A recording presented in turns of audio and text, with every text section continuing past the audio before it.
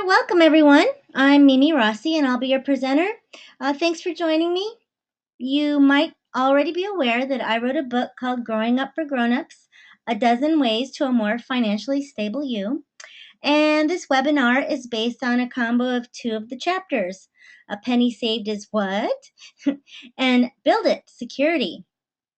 I had recorded this earlier, but there were some technical difficulties, so I'm re-recording. So there won't be any questions or anything like that. So let's get started. Before we do, I need to make sure you understand that this is my story, things I do or have done. And this is for informational purposes only. I'm not recommending any particular investment or strategy. You should consult with a professional before making any financial decisions. And now that that is out of the way, let's get started. So keep it simple is not a new phrase, but it seems to be one that some people just can't do. You ask a question and the answer you get isn't straightforward or simple. It's complicated, too long, or said in a way you just can't wrap your head around.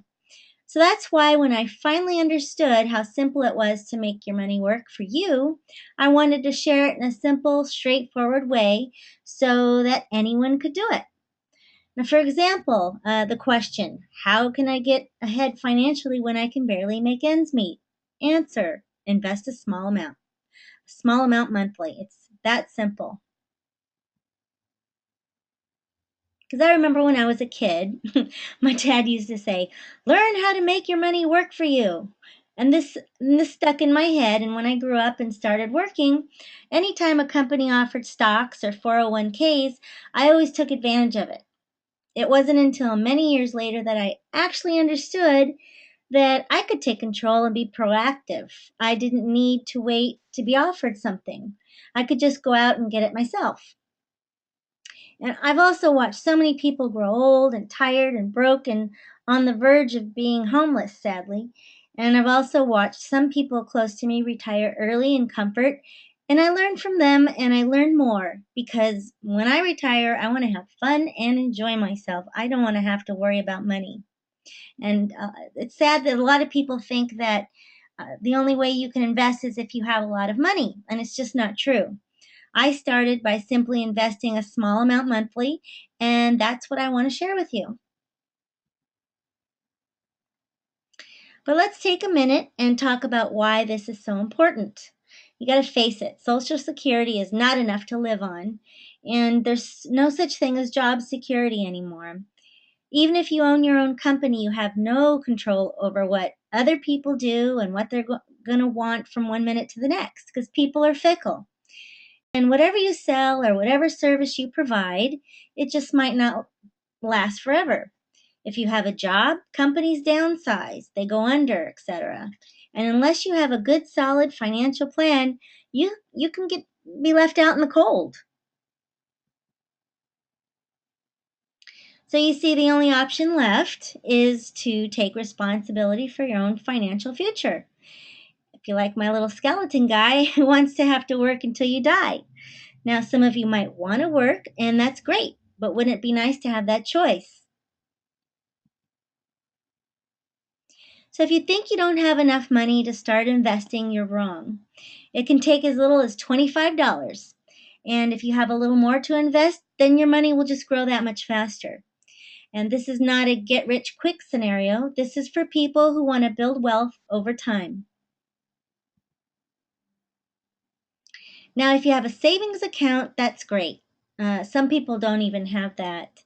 But the fact of the matter is, inflation eats up whatever little interest you earn. I mean, just look at this chart.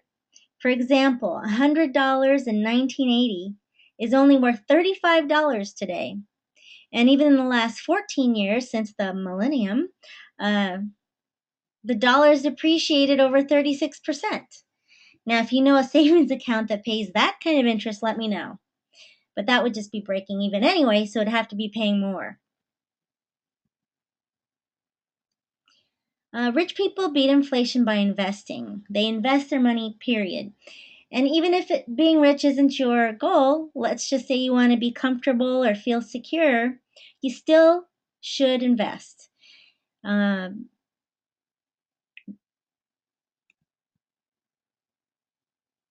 let's look at the numbers. If you save $25 a month at the going rate of 0.25% a year, compounded over 10 years, at the end, all you would have was 3,064. Now that's only 64 dollars of interest in 10 years. It's hardly worth it. But if you took that same $25 a month and you invested it in an average mutual fund that would pay about 7%, at the end of that 10 years, you would have $4,435. Now that's a difference of over $1,371 or about 31% more. And that's the big difference between savings and investing. Now, if you want to have some fun, you can go to bankrate.com. They have some great calculators to help you set up some investment goals. For example, if your goal was to have $50,000 in 10 years, you could calculate how much you would need to contribute monthly to reach that goal. And there's a few different types of investing styles.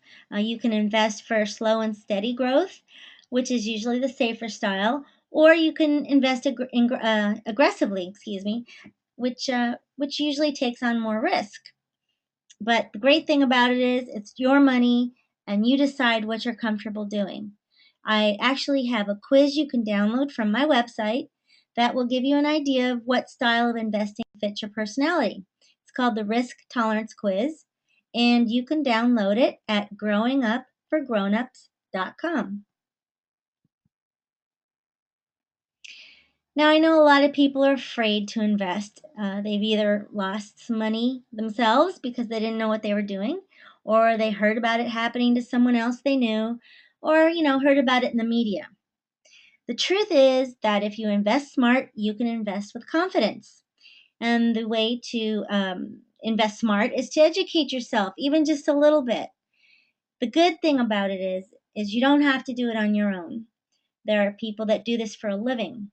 There are brokers and financial planners, and that's just an example of some of the people that can help you.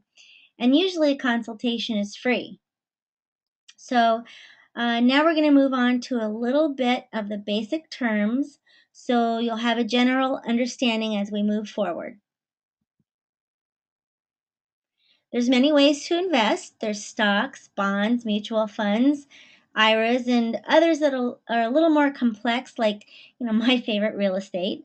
But I'm just going to go over a few quick start options, ones that you can just go out and do tomorrow. Let's talk about what stocks are. When you purchase a stock, you become a part owner in the business. You own shares, a piece of the pie. It allows you to receive any profits that the company allocates to its owners, also known as shareholders. These profits are referred to as dividends. All right, bonds. In general, a bond is commonly used to refer to any securities that are founded on debt. When you purchase a bond, you're lending money to a company or a government.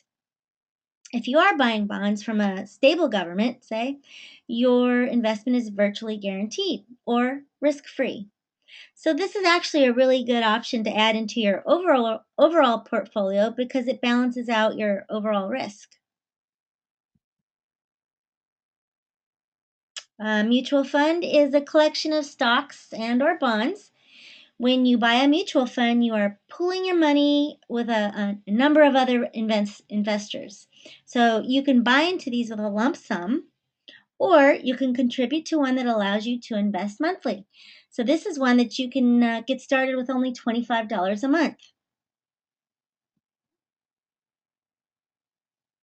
And like I mentioned a little bit ago, there are a few other ways to invest that are a little more complex, like gold, options, futures, and real estate. But we're not going to get into this in this webinar. I'm going to show you 3 simple ways that you can get started now, where you can take a small amount monthly and build your wealth over time.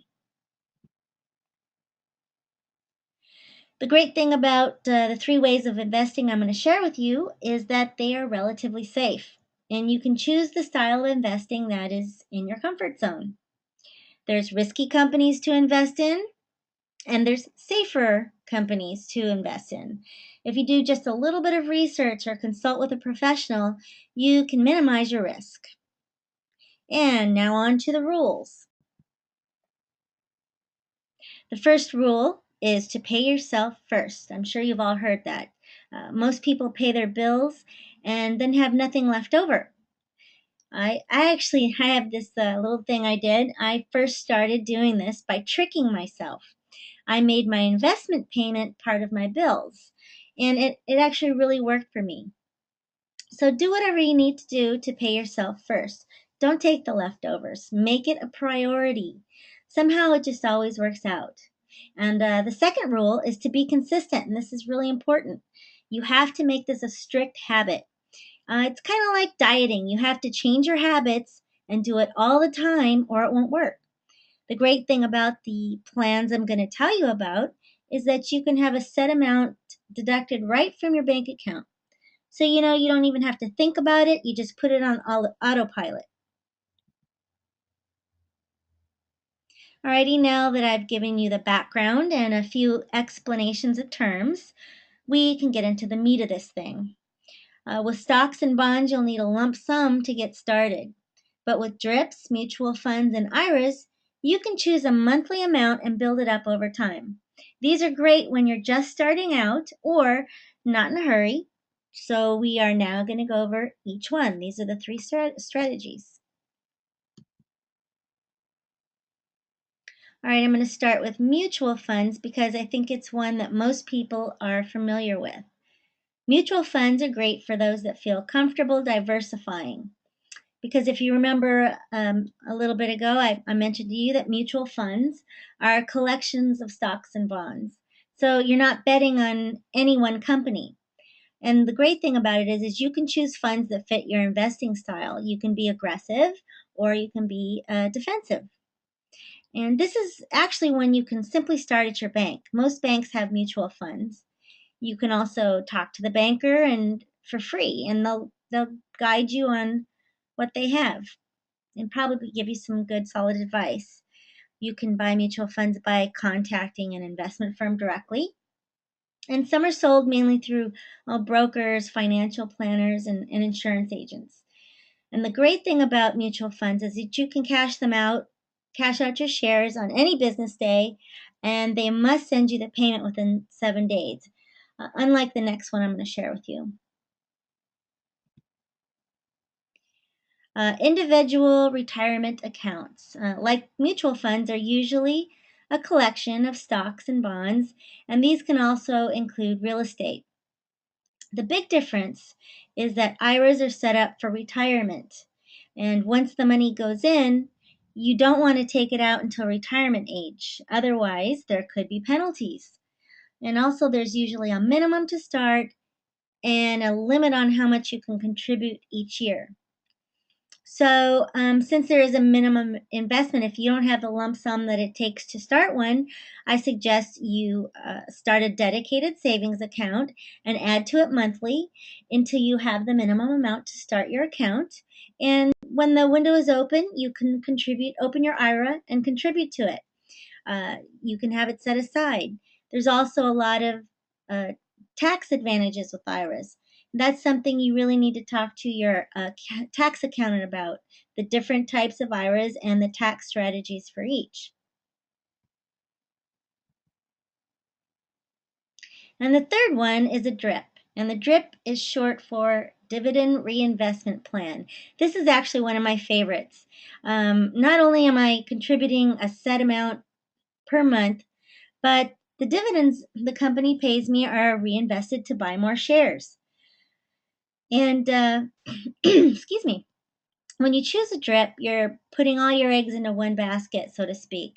So if you choose one company to invest in and they pay out dividends, it gets reinvested to buy more shares. It's just like buying stocks, but little by little. With a mutual fund, you can choose to do the same thing, actually. You can choose to have your dividends reinvested. but this is fun if you have a favorite company that you just want to be a part of. So before buying anything, you got to make sure you understand the fees and commissions associated with any investment. These can eat into your profit, so you need to factor that in. Questions you should ask brokers and plan managers. Here's just a couple. You can ask them as many questions as you need to feel comfortable. But do you charge commissions? And if so, how much? You should probably look for a commission free or also known as a no load fund. And the other question is, what are the ongoing plan management fees? You want to make sure you get one that's minimal, ideally less than 1%. And it's important not to be emotionally attached to your investments. They go up and they go down. You need to just ride the wave like the surfer guy here. Don't panic when an investment dips a little. People that panic lose money because they sell at the wrong time. They sell when it's at the dip, and then it goes back up, and then they're sorry they did it. So people that are rational can make sound decisions. Okay, for example, take a look at this Apple stock chart. There are dips, but in general, over time, it manages to rise above the dip and keep climbing.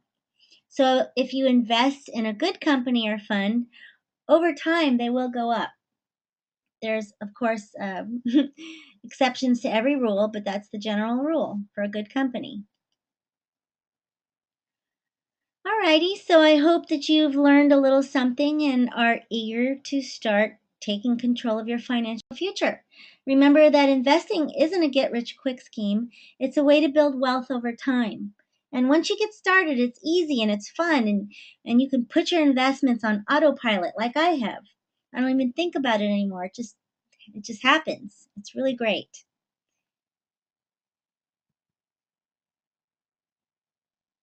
So here's a few resources to help you get started. You can always go to your local bank or investment firm and talk to an associate. I'm sure they'd be happy to give you some information. They can give you an overall view of all their products and services. For general information on DRIPs and individual company programs, I found this on the Consumer Reports website, directinvesting.com, dripcentral.com, dripinvesting.org. These will list all the companies that participate in a dividend reinvestment plan. You can open a mutual fund or an IRA through almost any large financial institution, including banks and mutual fund companies and brokerage firms. And some other good resources here for funds and IRAs is thestreet.com. It has a top 20 list of A-rated mutual funds as well as other great information about investing, and marketwatch.com, which is a division of the Wall Street Journal, which is a trusted information source, and CNN.com. They have a personal finance and investing section, which is pretty neat, with lots of great suggestions and information. So the information's there. Alrighty, like I mentioned in the beginning, this webinar is based on a couple of the chapters in my book, Growing Up for Grown-Ups, A Dozen Ways to a More Financially Stable You. And the chapters are A Penny Saved is What? and Build It, Security. If you would like to learn more about how to build a strong financial foundation, the book sells for about $10 on Amazon, Barnes& and Noble, and a few other outlets. And of course, I'm going to invite you to like me on Facebook and follow me on Twitter. And those are the Twitter handles and the Facebook page. Alrighty, moving on. You don't need to be a rocket scientist. Investing is not a game where the guy with the 160 IQ beats the guy with the 130 IQ. And this is a quote from Warren Buffett, one of the most respected investors of all time. And what I think he's saying is that anyone can do it. So why not you? Alrighty, thank you again for joining me. This concludes Build Financial Security 1 month at a time. Just simply invest. It's easy to decide to do something. It's another thing to actually do it. And this webinar, this webinar will be available on YouTube and Growing Up for Grownups. If you missed something, please feel free to watch it again. I hope you found it helpful, and I would appreciate your feedback. And thank you. Thank you for joining me. Bye.